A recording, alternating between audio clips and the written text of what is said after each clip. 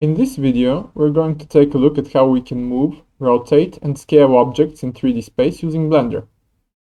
Firstly, before I go any further, I would like to delete the light and the camera so that they don't get in the way of whatever it is that we're going to be doing. And secondly, before we start actually moving, scaling, and rotating this cube, I would like to tell you that there are basically two ways of going about this. One is the legacy way of Blender, which is very specific for how Blender does movement, scaling, and rotation. And one is the more modern way, which is the same way most other 3D applications go about moving, scaling, and rotating objects. We are going to start off with the more modern way of doing things because I do believe that it has most correlation between video game engines and other 3D software, and it is easier to understand. So let's start off with that. Firstly, I would like to select my cube by clicking on it, and then I'm going to click right here on Move, on the icon Move, and I get this beautiful 3D gizmo, which has an arrow for each axis in the coordinate system of the 3D world which this cube inhabits.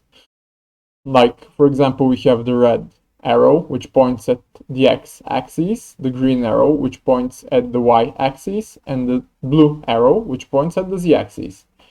If I click and drag on the red arrow, you can see that it moves back and forward on the x-axis.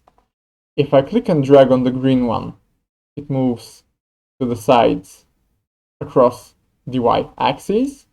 And if I do the exact same for the blue arrow, it goes up and down on the z-axis.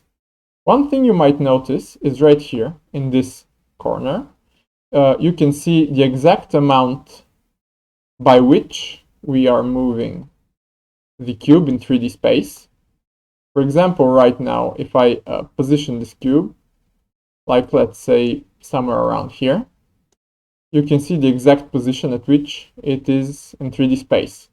One of the advantages of having this right here is that we can actually input how much we want to move the cube exactly on each separate axis. For example, here on X, I'd like to move it by 3.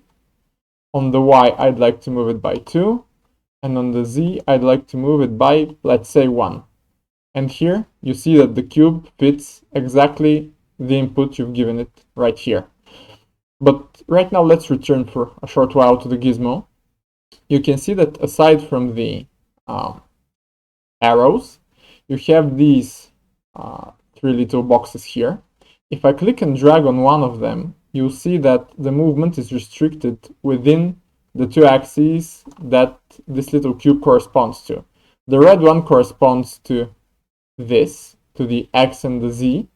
So basically, by dragging that cube, I can move my object only across Y and Z.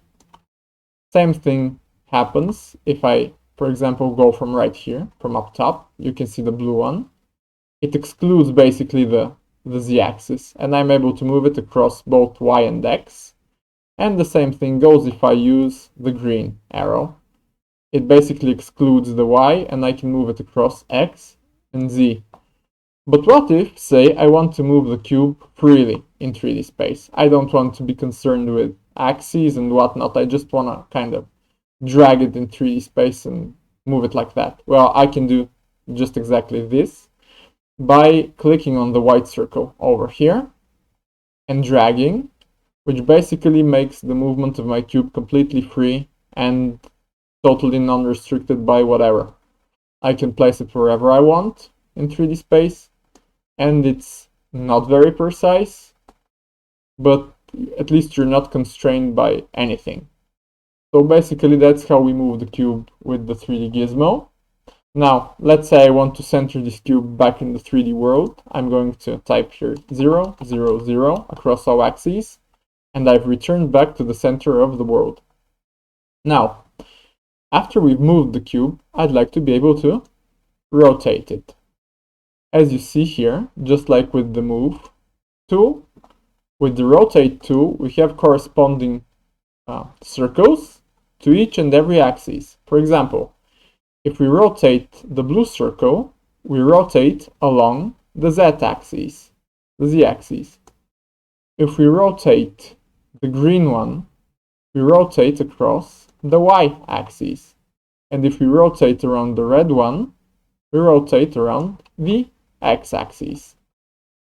If we want to freely rotate the thing in space, we click on the white circle and we just rotate wherever we feel like we want the cube to go. One thing you'll notice is that right under location here, where we used to input values, we have rotation, which basically indicates by what exact amount I've rotated the cube. And you guessed it, as with moving, I can just use inputs here. Say I want this to be 180 degrees, which is a very stupid number because we have a cube here. Let's rotate it, for example, to 45 degrees, and you can see that that's the exact amount I've rotated it across Z. Let's rotate it across the y-axis by, let's say, another 45 degrees. You can see that I've pretty much managed to rotate it by using just the inputs here. Let's zero these out and check another thing. What would happen if, say, I try rotating on the x-axis and I input through my keyboard the exact value of the degrees I want to rotate? Like, for example, while rotating this, I type in 45 from the keyboard, and boom, that's the exact amount by which I've rotated the cube across x. Let's do the same thing here for the y-axis. 30, and boom, you can see I've rotated it by 30 degrees. Click, drag, and input the degree you want, 45, and boom, you can see everything has been successfully rotated. I'm going to zero this out, and I'm going to use the scaling tool, so we can go over how things are being scaled. You can see the pattern emerge here. We have, again, for all three axes, a lever. If I want to scale it across the x-axis, I pull or push on this lever. I basically control click and drag, and I'm scaling it across x. If I want to scale across z, click and drag, scaling it across z, and same thing across y.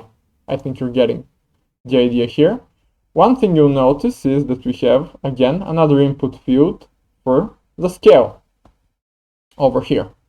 Now, let's say we want to scale everything uniformly. What we do then? Well, there are two things we can do. One thing is we can start off from the little white circle here in the center and control and drag, and you can see that this really aggressively scales uniformly the object. Uniform scaling basically means that all sides are scaled by the exact same factor. So this is exactly what we want to do at the moment, but let's say we want to do it a bit more precisely, like not so aggressively. If that's the case, we simply use the outer ring.